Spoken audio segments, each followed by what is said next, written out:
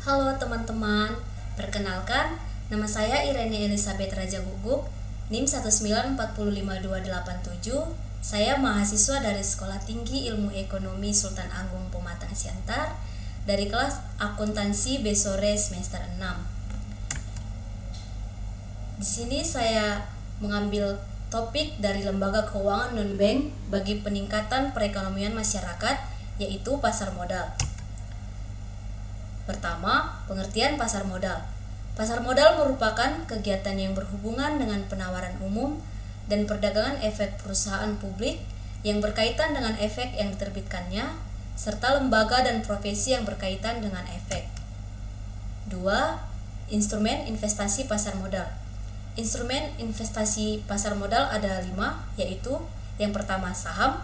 Saham merupakan surat berharga yang menjadi bukti kepemilikan atas sebuah perusahaan. Investor yang memiliki saham di sebuah perusahaan berhak untuk mendapatkan dividen atau pembagian laba. Yang kedua, ada reksadana. Reksadana dikenal sebagai instrumen investasi yang menjadi wadah untuk pengumpulan serta pengelolaan dana beberapa investor. Dana tersebut kemudian dikelola manajer investasi menjadi berbagai instrumen seperti pasar uang, obligasi, saham, atau efek lainnya. Yang ketiga, surat utang atau obligasi.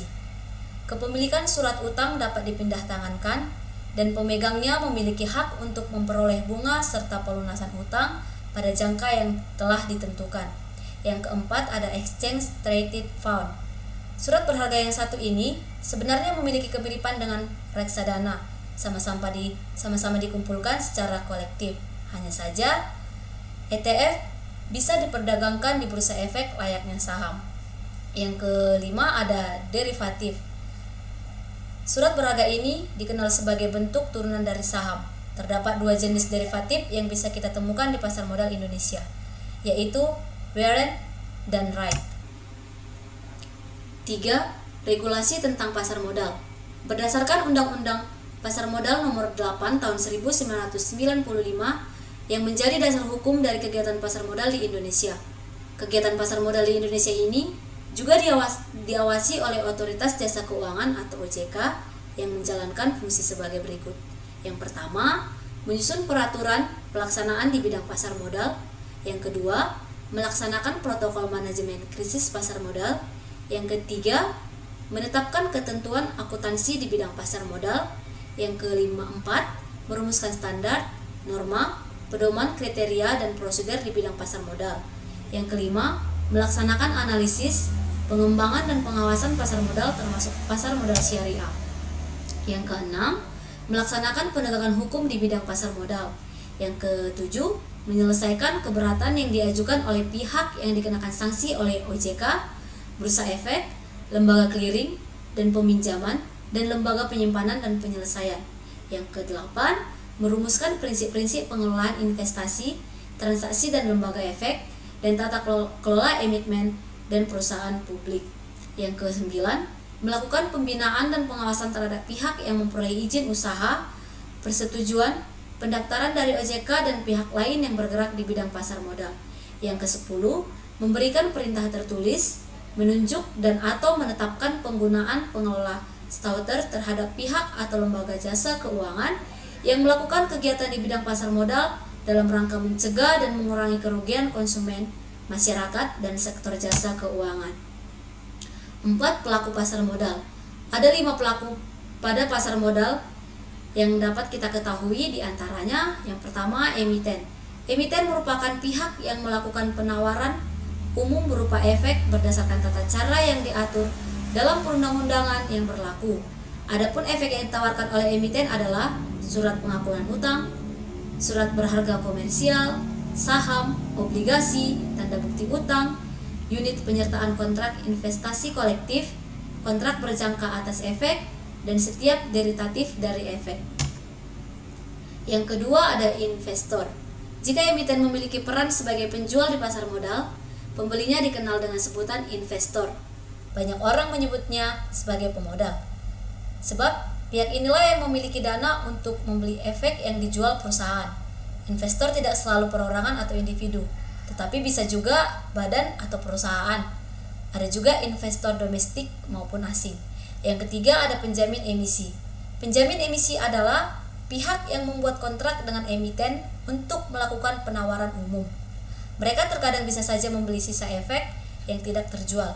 Umumnya, tugas mereka dalam merana pasar modal ini adalah membantu emiten dalam rangka mempersiapkan pernyataan pendaftaran berikut dokumen pendukungnya, memberikan konsultasi di bidang keuangan, melakukan evaluasi terhadap kondisi perusahaan antara lain keuangan, pemasaran, dan produksi, serta prospeknya dan menentukan harga saham bersama emiten.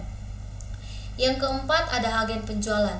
Agen penjualan merupakan pihak yang menjual efek dari perusahaan yang akan go public tanpa kontrak dengan emiten yang bersangkutan. Selain itu, agen penjualan ini juga akan mereferensikan calon nasabah kepada perantara perdagangan efek dengan imbalan komisi berdasarkan kontrak kerjasama.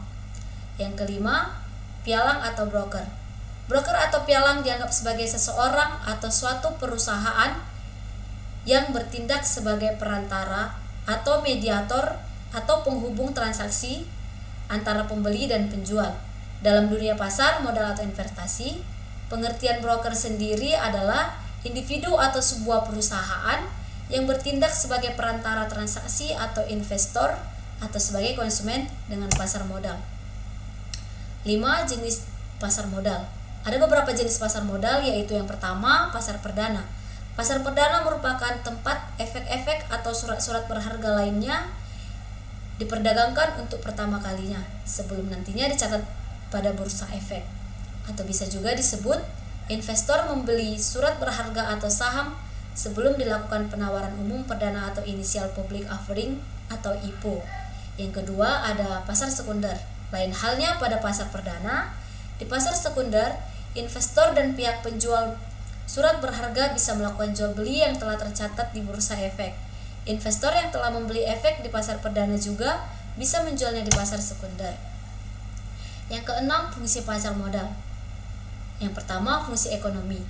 Fungsi ekonomi dari pasar modal itu sendiri adalah mempertemukan pihak yang kekurangan dana dengan pihak yang kelebihan dana. Pihak-pihak yang kekurangan dana ini bisa jadi perusahaan, pemerintah, atau pihak lainnya. Sementara itu, pihak yang kelebihan dana bisa jadi perusahaan atau masyarakat umum. Kedua, fungsi keuangan.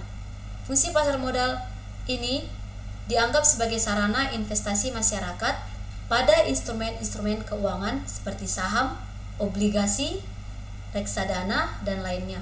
Pemilik dana sendiri dapat memilih instrumen investasi sesuai karakteristiknya masing-masing.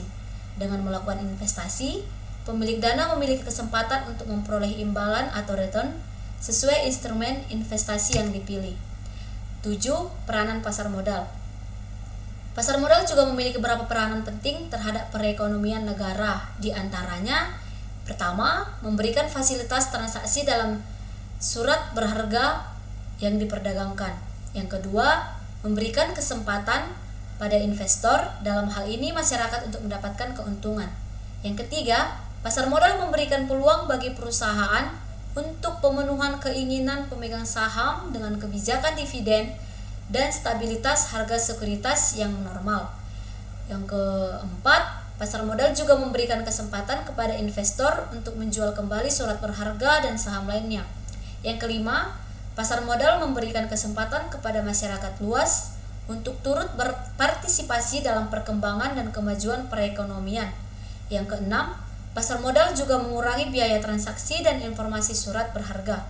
Yang ketujuh, memberikan kesempatan para pemegang untuk surat berharga mendapatkan likuiditas dengan cara menjual surat berharga kepada orang atau pihak lain.